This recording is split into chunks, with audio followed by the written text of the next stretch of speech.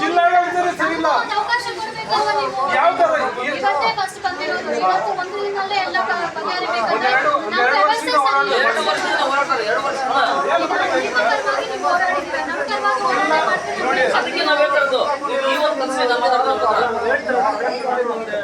ಅಲ್ಲ, ಜಿಲ್ಲಾ ಪಂಚಾಯತಿನಾಗಲಿ ತಾಲೂಕ್ ಪಂಚಾಯತಿನಾಗಲಿ ಅಲ್ಲೇ ಕೊಟ್ಕೊಂಡ್ರವ್ರೆ ಇಲ್ಲಿ ಬಂದು ಏನ್ ಮಾಡ್ತೀವಿ? ಗ್ರಾಮ ಪಂಚಾಯತಿ ನೀವು ಏನ್ ಬೇಕಾದ್ರೂ ಮಾಡಬಹುದು.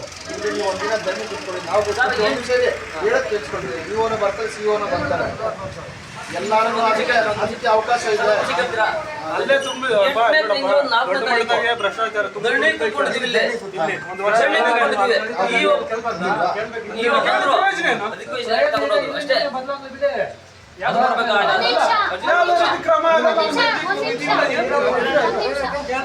ಇಷ್ಟೆಲ್ಲ ಕಾರಣಗಳಿಗೆ, ಇಷ್ಟೆಲ್ಲ ಸಮಸ್ಯೆಗಳಿಗೆ ಕಾರಣ ಏನಂತೀರಾ ನೀವು?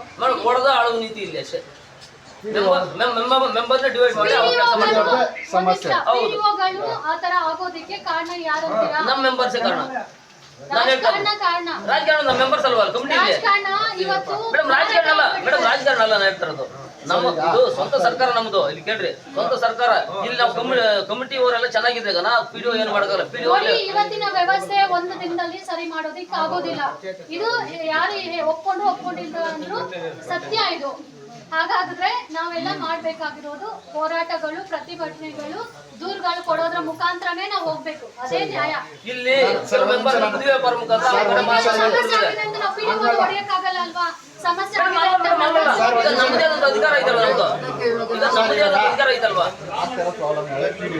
ಈ ಪಿಡಿಒನ ಟ್ರಾನ್ಸ್ಫರ್ ಮಾಡಿ ಏನಾದ್ರು ಮಾಡಿ ಅಮಾನತ್ ಮಾಡಿ ಏನಾದ್ರು ಕೊಟ್ಟಿದ್ರ, ಇಲ್ಲ ನಮ್ಮ ಹತ್ರ ಆ ಲಂಚ ತಗೊಂಡಿದ್ರ ಅಂತ ಏನಾದ್ರು ಕೊಟ್ಟಿದ್ರ ಮೇಲೆ ಕರಪ್ಷನ್ ಆಗಿ ಡಾಕ್ಯುಮೆಂಟ್ ಐತೆ ನಮ್ಮ ಹತ್ರ.